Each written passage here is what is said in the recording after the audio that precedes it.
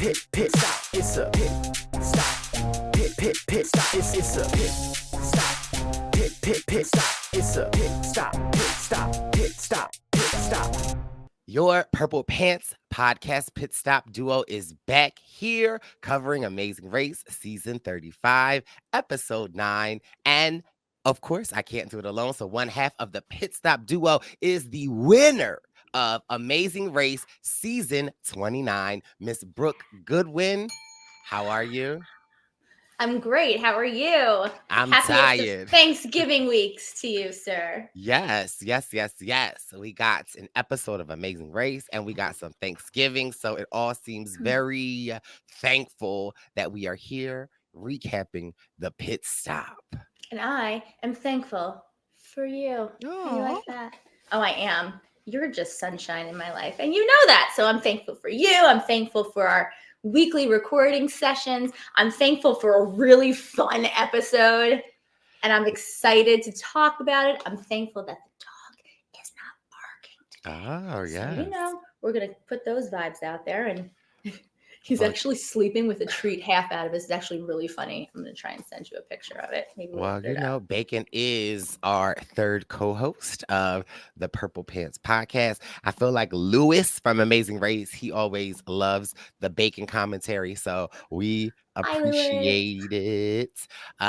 We are episode 9 and I'm excited because it's to the point where I love all the teams that are here, and I love the fact that the teams ain't being so nice no more. Like, they're still being nice, but they realize that, like, if I'm helping you, who's helping me? And I'm not trying to go home. I'm trying to get to the mat to see Phil. So it's like, it's heating up for me. So I'm so excited. I like that too. I will say that there's less online this week about Steve and Annalie because they can't even find anything to pick at her anymore because she actually did help teams this episode. And I was like, they have to show what happened.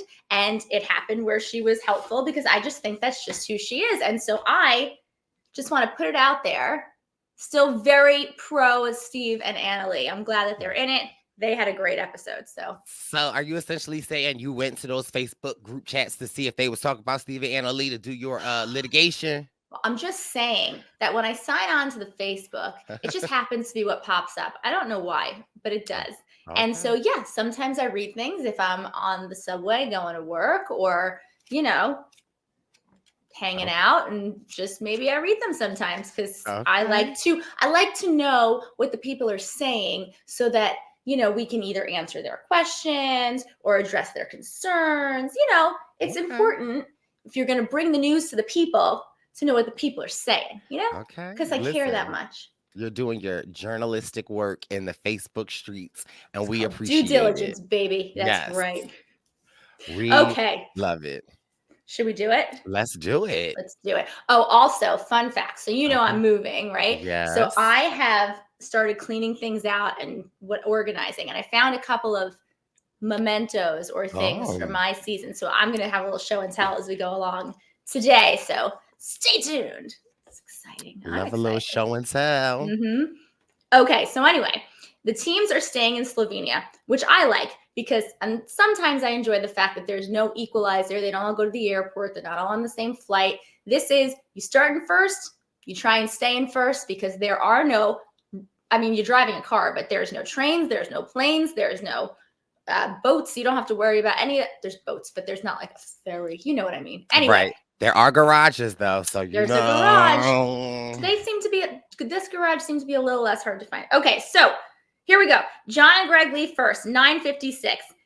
Between first and sixth, it's like 45 minutes. So this is a really close, starting time thing. And so I think it's going to be cool because I feel like there will be a lot of lead changes this episode, and there are. So they have to go on foot back to Congress Square, which is where they were last episode. So if you remember how to get places, you're already at an advantage. So John and Greg are first. Todd and Ashley are seconds behind them. And they talk about how they're getting along great, to which I go, foreshadow. Right. They like the secret to a marriage is you can fight. you can argue, but you apologize and make up. And I'm like, okay. Well, first of all, I love them. So I'm like, all right. And I'm like, okay, I guess this episode we gonna see some fighting. So I also like the fact that when they say this, I know it's now going to be like a Todd and Ashley episode. And I like a Todd and Ashley episode. I think they are not only entertaining, but it's funny because my husband doesn't really watch the show that much, but it was Thanksgiving Eve. And so we got to watch with my parents and him, like my family watched it together. And he goes, did they just meet or have they been married for like 40 years? And I'm like, no, they've been married for 20 years. He's like, yeah, no, they talk like it. They have good communication. So the Cali Goodwins support your communication. Also, it's you saying, I know, husband. I was like, wait, your husband. I know who that. I think that's the first time I've ever really heard you say it like that, because normally it's always just Matt. So it's like, I know, but people that might not know who Matt is. So now, okay, so now you gotta say your husband. Okay, you gotta let Ashley know you're not the only one that can say husband. But all right. It sounds weird. Anyway, they run back to Congress Square. Todd and Ashley are getting along great for now. And then Rob and Corey leave a few minutes later. They have the express pass, if you remember. Their goal this episode is to not have to use it, so they can use it the next episode. Again, foreshadowing. I go, uh-oh. They're going to mess up. They're going to have to use it. They were, Corey and Rob was stressing me out this episode. Was not their day. But then it turned out to sort of be their day. So it worked out all right, but it was not the best day they've ever had. Then you have Joel and Garrett. They're so cute. They talk about how they're doing their best to be the best with the best. And I enjoy them very much. They're like a little bit corny, but like in the best way. They're dad jokes all day. I enjoy them, but they're not like trying to ham it up too much. So I'm looking forward to meeting them a lot because I just think they are genuinely bubbly people. And I like to surround myself with generally bubbly people, which is why I surround myself with you. You might be that way, with you. I don't know which way you're going to show up on the thing when you do. And then you have Robin and Chelsea, who are like 10:30 something, and they're talking about how they just want to have fun. And I say to myself, how long will that last? So we'll see. Because I will say this, they were not my favorite to start. They really have grown on me. And in this episode, I actually found myself chuckling and laughing and enjoying watching them. And I'm kind of sad to see how it ended, if I'm being honest. And then, last but not least, you have Steve and Natalie, who are actually staying positive instead of just saying they're going to stay positive. And I think this is going to be, you can just sort of tell they've had like some good sleep. And she's all made up and they're ready to go. And I think they're going to have a very positive experience based on, the first 30 seconds of the episode. This is just my initial takes. So, did you have any initial takes? I mean, not really. I mean, my initial take starts soon as we get to the actual challenge. Okay. But yeah, because I was like, all right, let me see what's gonna happen. Where we at? Okay, it's the final 6. Let's get to the meat and potatoes. That's how I feel when I watch the episode, right? Because it's like I need to see what is gonna happen, what mistakes are gonna be made. But that was my take watching. All right. So the turkey then, if you will. So the very first thing is a roadblock. I like when they start with something like this right away. And so it just says, who can deliver the goods? So, okay, Brice. Phil is explaining the roadblock and he holds up these wooden kitchen utensils, including a ladle. I have PTSD all of a sudden. I start going, oh my God, a ladle. They're going to have to wood carve a ladle. I had to make a ladle. It was the worst day of my life on the race, not in life. I'm not that dramatic, but I start going, oh my God, this is the challenge. It's like a throwback, but with wood. Like, this is not going to be okay. It's not what happened. They were fine. They had to load up this, like, I don't know, backboard looking wooden plank thing with all of these bowls and plates and pans and wooden utensils and a ladle, and walk it through the streets of the city to find the judges and hand off their wooden backpack full of stuff. Full of spatulas and scoops and stuff. And so it was interesting enough that I think, like, I want to say the other night I was on TikTok and they were saying, like, how many of you have these like wooden things in your kitchen? And it's like, oh, I got a couple. And they're like, have you ever really cleaned them properly? And I'm like, well, I put it through the dishwasher, I wash it, but you're supposed to boil them. What? So I was like, this ain't real. So I went 4:30 in the morning. I'm up boiling a pot of water, and I only have 2 wooden spoons because they were like my mom's, and I stole them from her house because I was like, I feel like some stuff when you stirring, you need a wooden spoon. A plastic spoon just 100%. Don't cut it. And when I put it in and it boiled, I was like, oh my God. So I thought this was interesting timing that my TikTok showed me how to actually clean your wooden ladles and spoons. Okay, so right after this, I'm gonna go boil a pot of water You because should I see, have a whole right. set of wood and stuff, and now I'm scared that you're gonna tell me that like goop is gonna. I come mean, off. the They're water do. clean. No, I mean, put them in that boiling water I'm and gonna go do you that. tell me how clean they are. Maybe I'll just throw them out. Now I'm scared. Yeah, I think I'm scared. So we'll see what happens with that. Anyway, so John gets the roadblock. I'm so curious. John gets the roadblock first. Everyone has the instinct to run with this. What is it called? It's called a Krosny or something like that. With It was this a backpack. right, this spinal board on their back filled with utensils. But nobody can run because if you run, you're in trouble and things are going to fall. Excuse me. The one thing I notice about John and Greg is that John talks as much as I do. He narrates the entire episode, which a little bit makes me think that they're a winner pick because he's narrating everything. But that may just be who he is, like Brooke is, where he talks to everything and everyone and doesn't shut up as he goes. It's a part of my tribe of people. So anyway, he's asking for directions when he puts this thing on his back. And some guy tells him he has to go to Germany. And he's like, huh? What? That can't be right. And he's like, no, It's definitely right. And he's like, I'll think on that. I'll think on that. Right. And can you imagine if like you just were in a fluster and you're like, do I have to get in the car and drive back to Germany? That would have scared me. But I also liked when John was there and then Todd arrived. And this is like the first start of like, we're not being so friendly, but we're being friendly because Todd's like, hey, do you put it through the back of the thing? And John's like, yeah, that's what, like, you know, he's still helping, but he is also sending a very clear message like, I'm not walking you through this today, Todd. So I was like, ooh, the competition is heating up. I like that too. It was, how did you do it? I started from the bottom, but you know, I untied it a little. Okay, thanks, bye. And then he was out of there, which is fine. I appreciate the fact that it's still kindness, but it's not, you're not stopping to help, but you're also not being mean about it. Like, you don't need to be mean. Like, he's going to figure it out. Anyway, so Todd's there because apparently he's better with directions. And then Corey shows up third and Joel shows up fourth. And while they're doing the roadblock, Greg is signing to Rob, which I think is cool. Greg had mentioned previously that he took some sign language course, I believe at Google. So he's signing a little bit that they have time today because Steve and Annalie are so far behind. And I'm going, foreshadowing, because that's going to mean that either Steve and Annalie are out of it or it means they are going to have a stellar day and pick up the pace and just start jumping over people. And I hope it's the latter because I love Steve and Annalie. And as much as you love Steve and Annalie, I love Rob and Corey. And I was screaming for Corey this episode because as Corey is slowly walking with his backpack, he sees one of the dads. And the dad doesn't really see him because he's asking for directions. And I'm like, cracking up at like Corey kind of like sneaking by. And then we get a confessional from Corey like, well, I wasn't really trying to be seen because at this point in the race, I'm not really trying to help anybody unless your name is Rob. And if your name's not Rob, I don't got time for you. So I'm like, oh my God. Not Robin. Not Robin. Just Rob. Just right. Rob. Exactly. And so I am just, again, loving how the competition, how the water on the stove is heating up. I mean, they're not boiling their ladles, but I mean, it is heating up. And yeah, Corey was like, not today. Not today, sir. And then they all walk past this. There's an emu on the street. Yeah, right.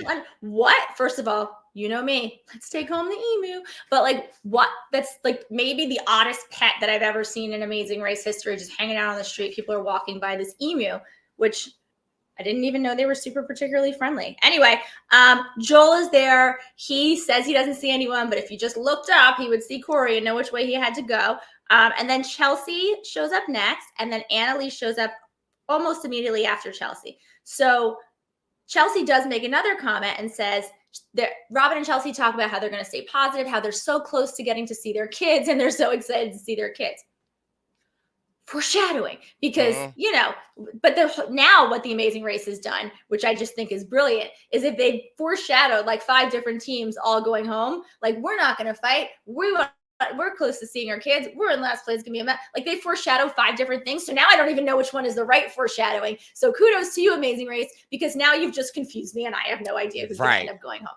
Now, what else confused me this episode is, I am all about the judges. And I feel like when John gets to the thing, I'm like, y'all not checking his backpack? So I'm like, I'm watching for the judge to check the backpack. Obviously, with the editing, they don't really show that. But I'm like, okay, so you could just bring anything and they will give it to you as long as you walk slow and be like, here's my backpack. Because I'm like, somebody got to check this. But sure enough,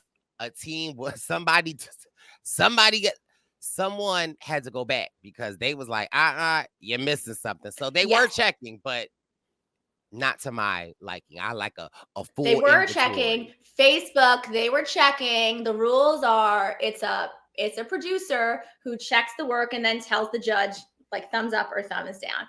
So just because you didn't see it on the air doesn't mean it wasn't checked. Oh yeah, it's not the judge who decides. The judge is given the little side eye from the producer, like yes or no. So that's always fun to sort of like half look out the side of your eye and see if your thing is acceptable and know that the judge is going to say yes or no. That's fun. So was that? So the producers were checking. They were checking. Was that really some discourse on the Facebook? Was that really some discourse on Facebook? People were like, nobody checked anybody's thing except Chelsea's. And had they checked the other one? And I'm like, they did check. Come on, they did check it. The reason you saw them check Chelsea's is because Chelsea was the only one who didn't have her little rolling pin. Like everybody, there's like conspiracy theorists all over the world. Like just, not everything is a conspiracy. Let me find out. I might need to join this Facebook group because I had the same take because I was like, Dad, I don't see nobody checking. Okay. All right. I'm sure it was checked. The race is not fixed, despite what some people say. So anyway, Chelsea and Annalie are there at the same time. And the fun part about those two is one's passing the other, and the other's passing the first, and then this one drops something, and then that one drops something. And so they go back and forth. Annalie jumps over Chelsea because Chelsea forgets her little rolling pin. And then, so we have it John, then Todd, then Corey, then Joel. So those guys all came in order. Then you have Annalie, and then you have Chelsea, who's the only person who has to go back. And to her credit, she doesn't get mad. She doesn't get loud. She just goes, okay, and goes to go back. And to Robin's credit, because I actually think it's a harder position to be in, to be sitting there waiting for your partner, not knowing where they are. To her credit, she goes, I'm sure when Annalie comes running, she's there. She goes, oh, that's not her. And then she's like, I'm sure she'll be here in a minute. I'm sure she'll come. And then when she finally does, Chelsea says, thank you for not being mad at me. And Robin goes, why would I be mad? You did better than I could. Like there was not even a moment of what happened. How'd you mess it up? It was all just positivity. So I like that the race is showing this side of them because it did show. It doesn't mean they were always negative, but they did show a lot of negativity. So I like that this is what's being shown. I also wondered if the ladies kind of like were checked out. You think? I got a little checked out from them this episode. Like I kind of got like, we've had enough. And I mean, again, we get more of it in the episode, but I just, again, like how they weren't frustrated, how like, they were just like, like I really felt like they were like, if it ain't going our way this go round, we just going like enjoy the day and be done. It's kind of the vibes I got a little bit. I don't know. I feel like when you get to what you know is going to be the end of the leg, if there's already been a roadblock in your route informations and you've gotten to the, you're so far behind and you see everyone else has completed these tasks and there's not even a team in sight, I feel like it's probably pretty easy to check out. And I think as the day went on, they realized they weren't catching anybody. And then they got to the detour and they did it and they, they kept moving. But, toward the end of the episode, they did something I really enjoyed. And so I can see what you're saying, but it's got to be hard not to check out at that point when there is going to be no equalizer. You're not getting on an airplane. You're not going to be able to catch up. But it could be a mega leg. It could be. Oh, that's true. You never know with these new seasons and how things are. So, but I got from the sense of them from all day that it was just like, we'll make the best of it. Fair enough. So when you finish this task, you have to drive to Jama, and run a long way. It's like 8 football fields underground to get this clue. This looked awesome. Like I said, I want to go there. We have to go to Slovenia. This place looks amazing. This cave is ridiculous. And it's just like such a cool place to be. So I was very into that. And the next whole part of the episode, my eyes were bugging out of my head. And I was just so into how beautiful it was and how cool and interesting it was. Everyone is on their way to the cave. So John and Greg do fine with directions. They get there first. Rob and Corey do great with directions. They get there second. Todd and Ashley, who were second, missed their exit, and they do what they call a dad detour, which is apparently something Todd does. Okay. They trying to get ice cream. Okay. Todd, Ashley, and the kids, they just want some ice cream. Todd, like, I know where we going. The kids in the back seat, like, Dad, it's right there. I know where we going. Don't make me turn this car around. They're like, no, turn it around. You have to turn it around. Yeah, please. You should. If I were, well, actually, I feel like I am. I actually, breaking news. I am Todd and Ashley's oldest son. So hi guys, just wanted to say hi, mom and dad. And when I was younger, I always enjoyed when Todd would drive me to school because I would get there an hour and 30 minutes late and it wouldn't be my fault. It was my dad's fault. Okay. Dad detour. I think it's so funny that it happens enough that it has a name. And yeah, I think that's great. Like how I joke around at things like whenever you see a sign on something that's just so ridiculous, like no straddling this pole because I'm like, how many people had to actually do this before they made a sign? Like how many times did this dad detour happen before it became named as a dad detour? So I think that's really funny. Their kids probably had a good laugh. Ashley did not have a good laugh. For me, it's just like Todd's like, you think that's it, Ashley? And Ashley like, well, if it is, we have passed it. Right. Like, but all I know is I need to see the dad detour shirts somewhere, somehow. Like if Team Todd and Ashley do not have a dad detour shirt out, it's a problem because I need to buy one. Yes, we will wear them. Shirt. Make them, please. We will buy them. Yes. Size small. But just make sure you go to the right place to pick them up. Don't take a detour to pick them up because he would pass the place. I meant to get them for you. Couldn't get there. Okay, so anyway, they're 30 kilometers the wrong direction, apparently. And then as Joel and Garrett and Steve and Annalie are driving to the caves, Steve and Annalie passes them. Oh, I know you're going to have thoughts on this. So she passes them by driving in the exit lane. And now knowing your feelings on like cutting off people and whatnot, how would you be okay? Would you be doing this? Would you be okay with this? Passing in the exit lane? Listen, it's the Amazing Race. And sometimes when you in traffic, if they don't want to let you over, sometimes you got to get in the exit lane and get back in. Nope, I loved it. This has renewed my faith in Annalie. I ain't got time. I'm not playing with y'all. I don't got nobody following me today. Listen, okay. I love it. I loved it too. I think driving is like a game of Tetris. I think safe Tetris, where, if there's room for you to move around, move around. People in the left lane is for passing people. It's not for like meandering. I just feel very strongly about that. If you're in the left lane, you best be trying to pass somebody. Don't just hang out there. Well, here's my thing. I will die on this hill. Okay, go ahead. So, granted, the left lane is for passing. Mm-hmm. However, sometimes I will stay in there. And if somebody gets on my tail enough, I will get over. However, if I am doing 30 above the speed limit and you want to tail me, then I'm staying where I'm staying. And also, there's like a respectful way to tail somebody. Like, first of all, I could see you in my rear view mirror. So if you coming up on me, all right, it's the cars that want to be like that for me is like, oh, no, that's a no. I'm going to slow on down and then you're going to have to get around me. Like, come on. Okay, but. Agree with everything you just said, because you're not saying you're going slowly in the left lane. If there's a car and if it's a 2-lane road and there's a car next to you, you're not going the same speed as that car next to you. You're passing that car. But if there is a car that comes up behind you and you're like passing a bunch of cars and this car is like up your behind, I'm with you. I'm just as spiteful as you are in the car. I like that. Go around me. If you got somewhere to go, go. Now, but I do try to be respectful, Yes. and like I do try to get over and let them go when they can. Now, if you put your high beams on me, oh, I'm reducing my speed 60 miles per hour. And yeah, Safety be damned. You're just going to slam on the brakes. I'm not going to slam on the brakes because I ain't trying to, but like, don't do that. Like, I see you. I'll let you over.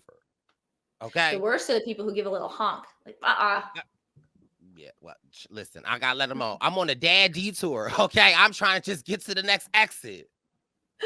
We're taking our time. So Steve and Annalie pass them, and they get to the cave third. Joel and Garrett gets the cave fourth. And then Robin and Chelsea are in their car. And again, talking positivity. Robin says, whatever's going to happen is going to happen, no matter if I'm happy or sad. So I might as well be happy. Let me just say this. I was so curious, and I feel like I was like, I wonder if they will get there on their own. They kind of got there, but it was just interesting not seeing them without the John and Greg escort. That's true. Yeah, they did not have their police escort this time. But I was with them though, because I thought Joel and who's Joel partner? Garrett. Joel. I thought Joel and Garrett made the wrong turn when they were like camping. I'm like, we're not going camping. I wouldn't have, if I were in that car, I would have went the way that Chelsea and Robin went though, because I would have thought it's not the camping exit. I probably would have pulled off just to double check and ask someone and say, is this the right place? Because once you pass it, you've pulled a Todd. And so I was of the mindset that if you think it might be the right spot, pull off and ask. That way you don't have to come back around and find it again. That's what if you got somebody detailing your car, you can't pull off? Why not? Why can't I pull over? Because they behind you with the high beams.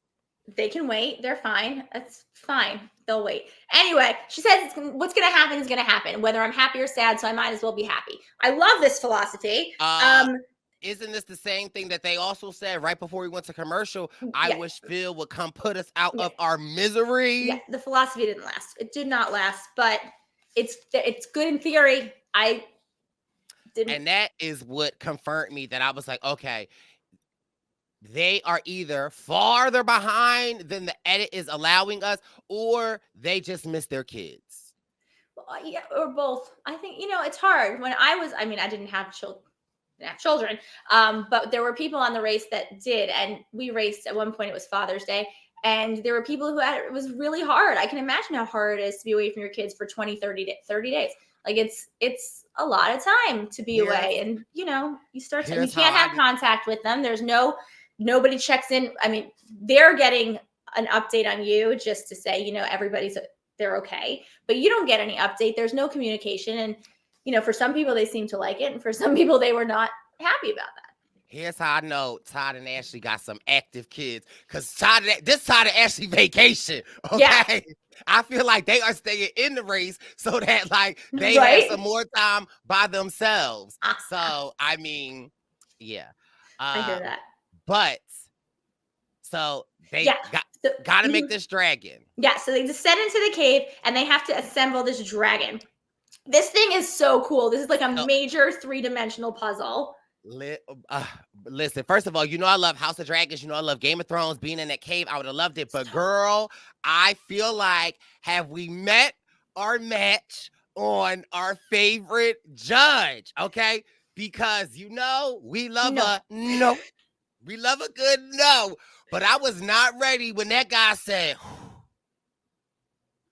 "Your dragon will never fly." This guy committed to the bit. Like he was like, this is my time to shine. I am on national television. I'm going to do this. He had the outfit. He had the accent. He had the gravitas. Yeah, this is, I don't know. It's just the other guy was just so, like perfection. This guy, it was very, I don't know. It's up there. He's close. He's close.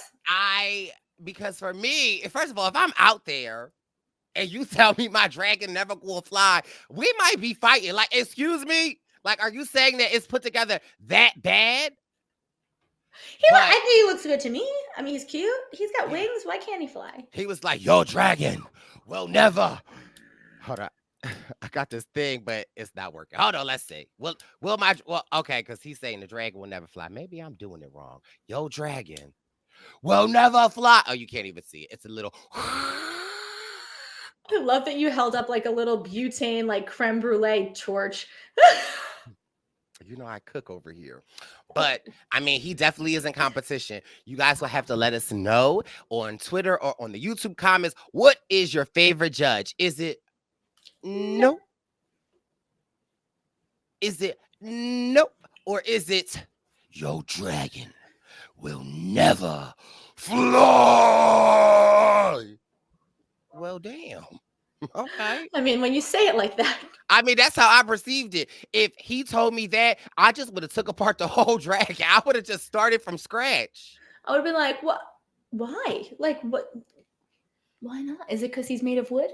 Right. Like, is it because he's not a real dragon? Is this because he's fake? Because you're like real committed, sir. Anyway, I mean, it was impressive. Anyway, their tail was not connected. That's why their dragon would never fly. And then you can't say it like that, Brooke. You have to commit to it. That's why their dragon would never fly.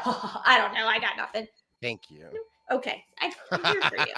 Okay, so anyway, John and Greg fix the tail ultimately, and they end up first. Rob and Corey get there. Corey immediately tells Rob he's in charge because he can't have two people in charge. And apparently, Rob builds Corey's IKEA furniture with no directions, which honestly, well, kudos, Rob, because there is always an extra screw or, I don't know, a crooked drawer unless you read the directions. So Rob is shout out to Rob. I as well like to put my IKEA furniture together with, well, first of all, they don't come with any instructions. They come with pictures. But, you know, I like to, when it's furniture time or because I had to put my sofa together because when I moved to my home that I'm at now, I ordered this amazing sofa from Macy's and it was so amazing. It was like an L sectional, but it had like this like rustic feel, but it was so nice, but it couldn't fit through my door. So I had to find a New York company that builds couches for New York apartments that can fit like, but you have to literally put it together. But I don't know why I'm telling you all of that, but I'm just saying I love to put stuff together because I love to, like, you know,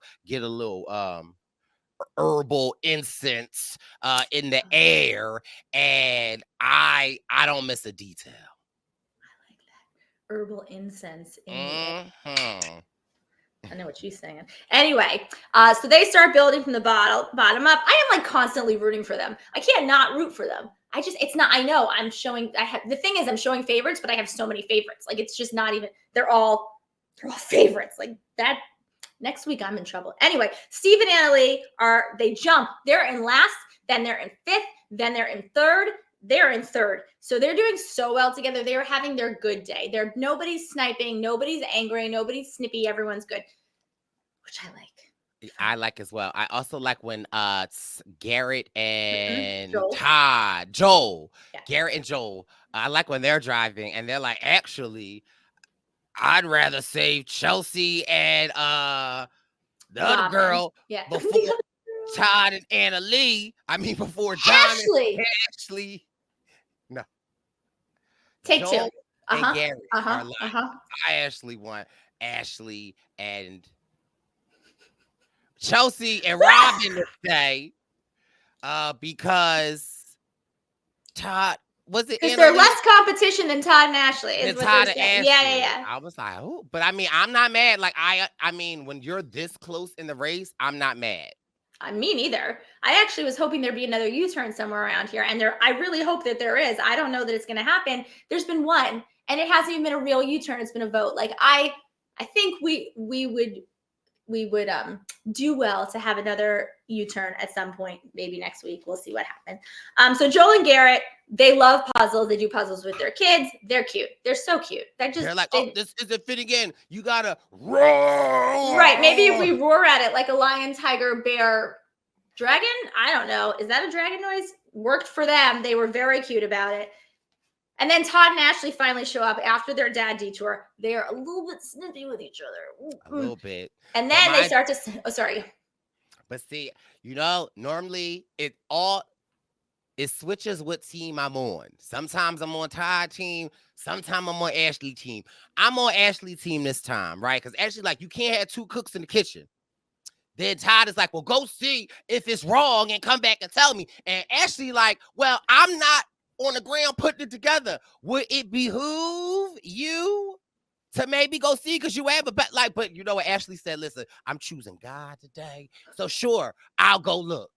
Because I won't make a detour when I get to there and come back, okay? I mean, she's totally right, though. If he's the one who's looking at it and putting it together, and he says, go look at it, and she's like, well, then I have to come back and explain to you. Just go look at it. Like, it's not like it's a mile away. Go look at it.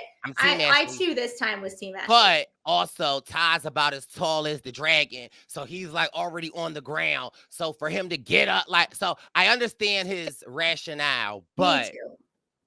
Me too. I was still Team Ashley on that one, though. So, yeah, and Todd is a little bit like, oh, so you're blaming me for this? It's all my fault. It's all my fault. I mean, it's a little bit his fault. Well, I mean. But she was the navigator. So maybe, I mean, look, they say the true test of a good marriage is if you can put furniture together without fighting. I don't think they're fighting. I think they're just, this is how they communicate. This is how some people communicate. Right. They've had a rough day. They're in the back. And I will say, to their credit, they say that they're going to race like they know they're in last, even though they're not in last. But they're going to race that way. And honestly, I feel like that's how you survive. Race like you're always in last. Don't, relax and rest, which is what John and Greg did toward the end of the episode, where John's like 4 first places in a row. And Greg's like, we're not there yet. Let's not count our chickens before said chickens have hatched from their eggs. And so you always have to race like there's either someone right on your tail or there's nobody behind you and you have to catch up. Well, I mean, also be careful what you say, because if you saying race like you in last, but sometimes when you in last, like this time around, they go take a swim. I hear you. You racing like race like you're in last, but you still really, really want to get to the finish line. How's that? Right. Okay. Okay. So this is where Robin and Chelsea pass the cave. They go to the wrong place. They go to the wrong cave. They want to be put out of their misery. Her upbeatness is not really holding up. And when they finally get to the cave, nobody is there when they get there. But I feel like when they got in the cave, I feel like the mysticness of the cave kind of like they were intrigued by it. And so I think that really kind of like picked their spirit up. So agree. I don't think you can go to a place like this with its like grandeur and like just sheer size and glory and not appreciate it. Like if you get there and you're like, I don't understand. You either live in the most ridiculously gorgeous place that this isn't amazing for you. Like the view from above, some of the drone shots or helicopter shots that they used this time were incredible. You were just looking into this like green hole in the ground with steps just leading to who knows where. Like it was very, very cool. And I am going to get there at some point and I will send you a picture. Some people are like touch. Some people are sight. I'm a smell person. I love to I have to categorize things by smell. Like I know what you smell like, Brooke. I know no, not that you smell bad, right? But I know what you smell like. What? And so you always you have a sweet aroma, right? Like I know the perfumes that you wear. I've been around you enough that or I know at least 2 of them, right? So I have a scent categorized for you in my head. I'm a smeller. People always think it's so weird. Somebody be like, oh my God, that food is bad. I'm like, let me smell it before you throw it out. I don't know. I'm weird. So when I was watching this place, I was just I wonder what it smells like. I would imagine that it's it has that cold, wet, what's that moss that grow I would imagine that kind of sort of smell like that. But that's what I was like, this is cool, and I wonder what it smells like. Random note. Well, smell is apparently the strongest of the senses. That's the one that has the most connection memories connected to it or something like that. There are cherry blossoms that are on my street, and when they are in bloom, and sometimes when I'm out doing a run or walking, I will walk by and smell them, and it takes me back to 4th grade when I used to walk to school, and I used to have to walk up this hill, and I hated it, but they had cherry blossoms. So whenever I smell it, instantly, it will instantly be taken back to a time that I remember. Yes, it's fun. Thanksgiving is my favorite day of the year because waking up to the smell of Thanksgiving is my favorite moment of the year. So there is a very distinct smell of, the stuffing and the turkey and the garlics and it's a very, very distinct smell. I love it. It's I get exactly what you're saying. And anyway, so during this time in this amazing cave, after Robin and Chelsea get there, they do a nice job. They don't get down on each other. They just keep moving. It might just be they just keep moving because they just want to get it over with, but they're not being so negative about it. So anyway, after the dragon, everyone has to drive to Fonda Fish Farm. And I'm like, Fonda, so I look it up. It's not like Jane and Henry Fonda. Anyway, it's like this amazing family of people. I then went down a rabbit hole of Fonda Fish Farm to look up who these people are. They've been there forever. It's actually a really, really cool system that they have going on there at the fish farm between the mussels and the fish and the pens and all of it. Very cool. Anyway, it's known to be the best fish in the world. Oh. Best farmed fish in the world. And this is where we have the detour. This is where it all goes a little bit awry for Rob and Corey. So your options for the detour are scrape off, in which case you have to walk around the edges of this pen. There are 2 rings, right, around the edges of this pen. And you have to take these chains and scrape off the barnacles that have sucked their way to the bottom of the pen. This, you would think, would be the physical half of the detour. But no, they're both physical halves of the detour this time because the other one is swap out, in which case you have to take a buoy on a kayak and then you have to go into this like floating field of, I don't know, 6 million buoys and find one that has a mark on the handle with the Amazing Race flag. And then you have to swap your buoy for that buoy and pull up the mussels that are attached to that buoy, put them in your boat, bring them back, repeat. Sounds simple enough? You said take the buoy. Okay, put the buoy on the boat, the replacement. Yeah. And take the mussels, which is where one of the teams had a problem. So Greg and John choose the buoy swap out because very smartly they say when you're doing the needle in a haystack task, if you're the first one there's many, many, many more needles. So let's do that one. Works out to their advantage. So they do a great job. Love the brothers. Like, first of all, love Black men that, like, grew up in Chicago. They got a lake house in Michigan. They do water activities. I'm like, okay, let me find out they the Huxtables of the Amazing Race, right? Like, it's like, what can they not do? So I just, and the way that they do it, they are just like in sync and doing it. They did a great job. They're very on top of it. They read their clue. The thing about them is they're smart, they play smart, they work smart, and it's working out for them. So they do a great job. They're in and out there first. And then Rob and Corey show up and they decide to do the swap out as well. Now, one thing for me, Rob gonna say why they driving, like, I love water. Water is my zen. I'm a great swimmer. And I'm like, if Rob get his behind in that water, I'm going to die.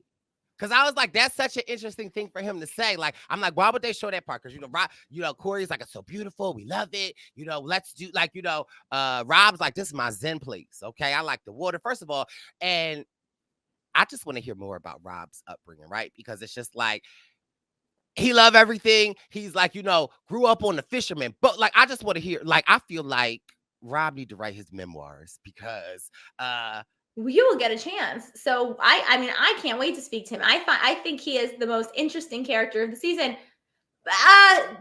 Maybe Joel, because apparently Joel has done everything from Crate Master to he's had a bunch of lives in there. So I'm actually very curious to hear about his past lives as well. I need Joel and Rob on a TV show together. And like, they just like the show is what had they not done together, right? Like, because they've done everything. But when Rob said that, I was like, his behind better not get in that water. Well, you knew something was going to happen. So fast forward. Yeah, we're cut to. They go and take a buoy, but they didn't bring a buoy, and they just let the line drop. And you see from underwater, you have some underwater footage of the line dropping, and the mussels are just there. And now they screwed because they were not allowed to go just get another buoy and start over. The fine print has said, according to people in the know who are on that boat, the fine print has said that if you don't take your mussels, you have to find those muscles before you can continue, or you have to go to the other detour. So they decide, let's give it a shot, because the buoys were spaced pretty evenly. So it does make a little bit of sense that you can try and find one where there's spacing and try and give it a few minutes, try and find your muscles. It was not happening. They were all over the place. Rob was swimming from column of buoys to column of buoys. I mean, he's a swimmer. You can tell because he was all over the place. And then I give him so much credit because he's in a life jacket and he's trying to dive down, but I'm sure he wasn't allowed to take his life jacket off because, safety concerns. And he's trying to when you saw his feet, I was like, he is really dedicated, but I didn't know that extra piece because I'm like, they spending a lot of time trying to find this one little buoy. Why don't they just go to another one? But I didn't know that. So that makes more enough sense. For all the teams. And if you lose that one, you either have to find that one and finish the task, or you can swap. And so they said, we're going to swap. Yeah. And so that is what was stressing me out because I'm like, use the express pass. Why? Like that was, I mean, and again, after seeing the episode, I'm like, okay, maybe that was smart. But in the moment, I'm seeing them flounder, or what is that the right word? Flounder? That's the right word. Yeah. And no pun intended. No pun intended. And I am getting nervous because it's like, I cannot see Rob go home. I mean, Corey, I love you, but like, I was like, I can't take Rob going home right now. And so I'm like, use the express pass. What are they doing? But there were 2 other teams behind them. So there were 3 other teams behind them. And so still, all I saw was Rob's feet. I said, get out and use the express pass. I'm glad they didn't, because now it means to me that unless something goes horribly wrong, they're making it to the Final Four. Okay. At least. So, yeah. So they decide they have to switch because them's the breaks and that's the rules. And so while this is happening, Joel and Garrett go out on the water. They do well. And the thing that's interesting to me is they ask Rob and Corey, like, what's going on? They're like, we did it wrong. We're switching. We forgot to bring the buoy and do. So they basically told them how to not mess up. Now, maybe that was Corey trying to put the good juju out, right? Like, you don't want to be a jerk, but in that moment, I would have just been like, we messed it up. We got to go. We got to do it again. I don't know if I would have gave him all of that, but also I just feel like Corey probably was like stressed out, and like, after meeting Corey, he is such a really nice person. So I feel like he was stressed out, but I was just thinking in that moment, I don't know if I would have given all of that information. But you know what? I think karma came right back around, because what happened a few minutes later was that Anna Lee gave Rob and Corey the how-to on the other side. So I think, you know what? They paid it forward and it got paid back to them. So that worked out. So Joel and Garrett are in or out. They're done. It's great. Steve and Anna Lee, in the meantime, have gone to the scrape off side of it. Honestly, she is a beast. There's nothing bad to say. They go in. This is a hard detour. They have these chains, and she probably, she looks like she weighs like 100 pounds soaking wet. Like, she's not a large person. She's Brooke size. She's little but mighty. And so they're doing this, and she is nailing it. She's leaning back. She's pulling on the chain. She's getting it done. And then Rob and Corey come over as they have finished, and she says, lean back at an angle. And stand up and lean back at an angle. She even says to her dad, like, straddle the pole thing. I guess that's where the sign comes from. And it's really, I think that's a really good little tidbit of help. Corey tells his dad. They get through it quickly as well. So John and Greg are first. Steve and Anna Lee have now jumped to second because they're flipping amazing. Joel and Garrett are third. Rob and Corey, even though they have started one detour and are doing the other one, are now in fourth. And then Todd and Ashley show up. Okay. So they've Todd. It's just, this is where I love Todd, because this is just comic relief. They know they're not last, so I'm not really stressed out for them. But they go and they decide they're going to do the scrape one, and they go and they get their kayak, and now they're looking for some dock somewhere to get the chains from, and they go to the wrong dock, and it's all a mess. And then Ashley's all, wait, maybe the chains are at the dock where the kayak was. And yes, they are. And they get there, and Todd gets out and gets the chains and has like the biggest over celebration of the day. Todd turns into 2 chains, okay? Todd literally turned into 2 chains, okay? He said, no lie. I love 2 chains when I love 2. And I said, what in the hell? I said, well, now wait a minute. Now, what Todd know about 2 chains? He's just probably, okay. I mean, maybe more than I would think. I don't know, but he's screaming 2 Chainz. Okay, I was like, meanwhile, Ashley's like, Todd, get in the right. boat. Ashley's Get in the boat. And he's like, what are you doing? He goes, I'm having fun. And you know what? Good on you, because I think all too many times, myself included, we don't take the time to have fun on the race. There's a time and a place, Todd. A time and a place. Again, I'm with Ashley. This episode was a time and a place. But you're right, though. Like, if Robin and Chelsea were there, then I would say this is not the time and the place. But he took 30 seconds and he made me laugh. And for that, thumbs up. Okay, it's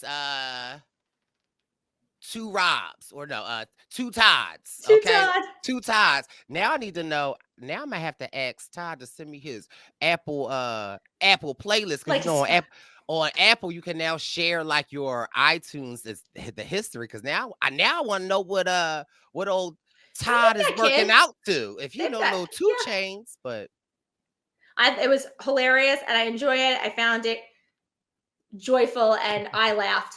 But again, then I do see Ashley's point, get in the boat so we can get this finished. So he gets in the boat so they can get this finished.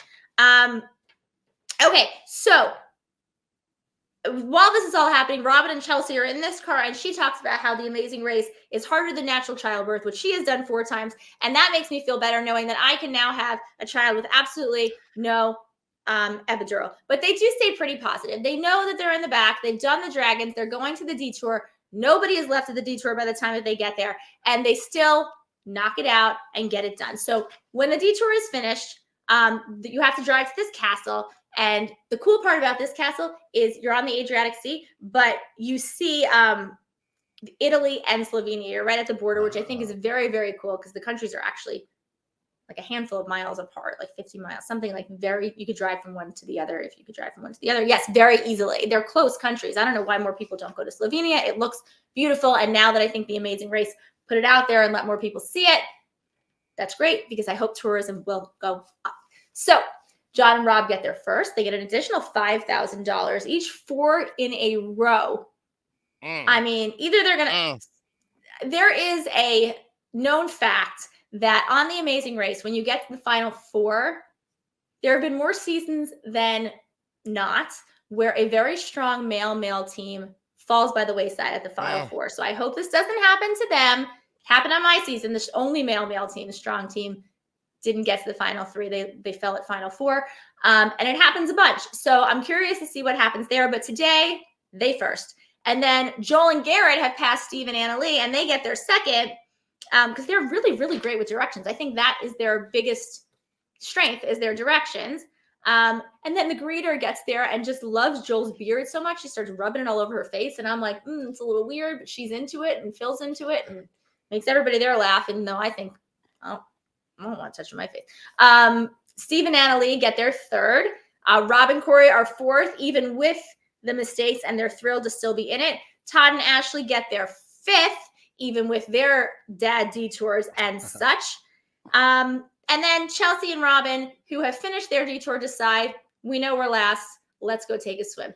And I'm mad at that, though. Yeah, but to your point, you said it earlier. What if it was a mega leg? What if they just raced it a few hours, not racing like their life isn't over in the race? Right. But again, I think at that point, I feel like they checked out the start of the episode or the start of the leg, right? Like, I feel like they were missing their kids and they're like, I felt like they given they 2 weeks and this was that last Friday. It's their lame duck period. I love that so much.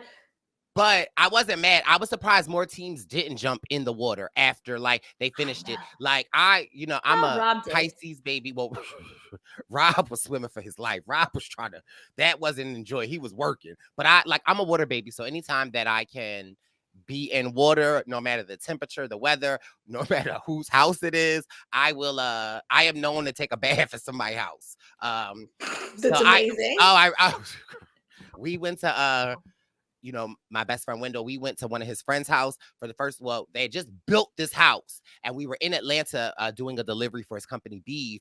And we stopped there and we went to see their kids and stuff. And his friend Angie was like, oh my gosh, you got to see the bathroom. I was like, and you just said, I'll be out in a half hour and you just took a bath? I got to see the bathroom. And mind you, Angie, like, knows that I'm a bath person. And so like, she was like, you should totally take a bath. I was like, girl, you don't got to tell me twice. So then like 20 minutes, first of all, I lit the candles. I had my music, 20 minutes. I had the bubbles, 20 minutes go by. And like Wendell and Joey are like, what are you doing in here? I'm like, listen, she told me. I don't miss up an opportunity. And I don't know if she knew that I was serious. Like, I don't miss up an opportunity to get like to soak my body in a body of water. That's hilarious that you didn't tell them you were taking a bath. You just went. I mean, I didn't plan on it. She showed me the bathtub and she's like, we've never been in here. You should christen it, girl. Where is your Epsom salts? Where is your speaker? Where are the candles? Baby, I had me a nice little bath. That's amazing. I too am a water baby, and I very much enjoy being in the water until you said in any temperature and what no, because I don't need to go in the freezing cold water. I'd rather stay dry, honestly. But I do love to swim and scuba dive and all that fun stuff. I've been getting into ice baths, because at first I was really, really scared. My first time was doing it in Canada in the dead of winter. And I mean, you do got to learn your breathing techniques. Mm-hmm. But I mean, after I felt like I do feel like the benefits that they say of ice baths really do help. And so, yeah, I'm a Pisces. So I love water. I'm not taking an ice bath. Not happening. So, okay. So they decide to go take a swim. And so, but to your point, like, yeah, they checked out. But what happens if they got to the mat and he was like, you're still racing? And then they're like, we now are 4 hours behind instead of 1 hour behind. And we did this to ourselves. They would have been even more checked out the next episode, I think. But anyway, so I think it's funny they've made Phil wait. They've made Phil wait till dark. I was thinking, I wonder how much longer Phil I wonder how much longer Phil was waiting to Phil eliminate him or Philate him. But also the stark difference in the ladies that were waiting. I felt like them ladies was like, these people need to hurry up. I gotta go home. They were like, she got a chicken in her bag. She's like, I gotta take care of dinner. Like, I don't need to be here anymore. But there have been times where greeters have had to leave, where the greeter is no longer there. I bet. It reminded me of like when I used to serve and used to work at a restaurant, and you close at 8:30, and that couple that comes in at 8:15, like, are you guys still open? And you're like, if you eat fast. Yes. Oh, okay. Like, stop playing with me. That's why I used to lock the door at 8:10. I'm sure they love that. Okay, so Robin is all bad stuff happens in life. She talks a little bit more about all the things she's been through. You know what? She's been through more than most people will ever have to deal with in a lifetime, and she is positive about it. And I don't know. I know many people who would have fallen apart with a whole lot less happening to them. So good on you, Robin and Chelsea. It was a pleasure watching you race. I'm sorry that the only all-female team is gone, or the last female team is gone. And I look forward to getting to meet you both. It was an inspirational story, and you did well. I mean, final 6. You made it. Good. I like how 2/3 of the way around the race. Yeah, right. They did. They were always real about it. Right? They were a lot of my hot takes this season. However, I feel like I like that, right? Because like this season is so, I like the fact that they were like authentically themselves, and they were a lot of my hot takes. But in my hot takes, I have said that I probably would do the same thing. So totally. I wasn't mad at them, So I look forward to speaking with them this week for our exit interview. So we will get down to the nitty gritty, and I'm going to ask the hard questions. The thing with them is that there's probably, because it happened to me, like we joke around that they took out a lot of my happy. They probably had a lot more happy that wasn't shown. So I can see that. But I will say, sometimes the teams that are too like fake happy and like mugging for the camera drive me nuts. So I do appreciate the fact that there was no BS. Right. It was all real. It's who you are. The race is stressful. I'm the same, where it's just like, just put me out of my misery. But like, it doesn't mean you want to go home. It just means you're having a hard day. So I have nothing but respect for the two of them. I think they raced a great race and should be nothing but proud of how it went.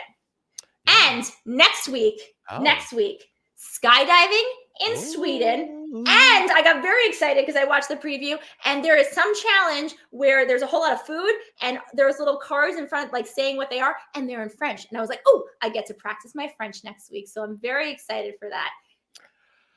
And let me say one more thing, because I did say we were going to show and tell, and I forgot to talk about it when we got there. So I found this t-shirt that in my drawer. It is a tank top, and if you can't really tell on it, there's like a bus, a train, a ship, a plane, like a ball, like phone, like all these things on it. So this was one of the things that I wanted to bring on the Amazing Race with me, but you have to get your clothing okayed, right? And so I sent this in as an option, and they wrote back rather quickly that said, very, very smart. No one's ever tried to do this, but that is how I was like, I'm going to, they said, win the Amazing Race with the brains, because I'm going to be like, where's this? And just point to things in my body so I don't have to learn how to say boat or train or plane or whatever. And they were like, very good. You can game the system. We're not going to allow it. So they said your dragon will never fly. Exactly. This not flying. Oh, well. But that is kind of smart, though. That's genius. I try. Yes. Well, this has been our Purple Pants podcast, Pit Stop of The Amazing Race, season 35, episode 9. Join us next week as we will be recapping episode 10. Ooh. Stay tuned to later in this week where we will have our exit interview. We'll have 2 exit interviews coming out. So yeah, we appreciate your support to the Pit Stop, and we are out. See you next time. Bye. Pit stop. Pit stop. It's a pit stop. Pit stop. It's a pit stop. Pit stop. It's a pit stop.